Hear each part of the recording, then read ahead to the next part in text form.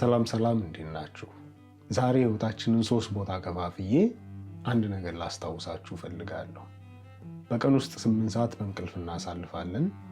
8 ሰዓት ደግሞ በስራ ወይም ደግሞ በትምህርት እናሳልፋለን።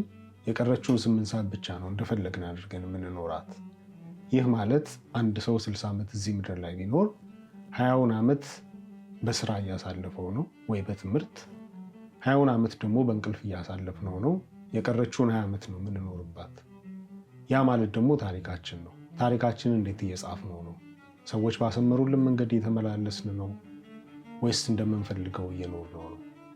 የራሳችን ታሪክ ነው ተመልሰን ኤዲት ማድረግ የማንችለው። ይህንን ነገር እንድታስታውሱ ፈልጋለሁ። 1/3 በሚሆነው ህይወታችሁ ምን እያደረጋችሁበት ነው?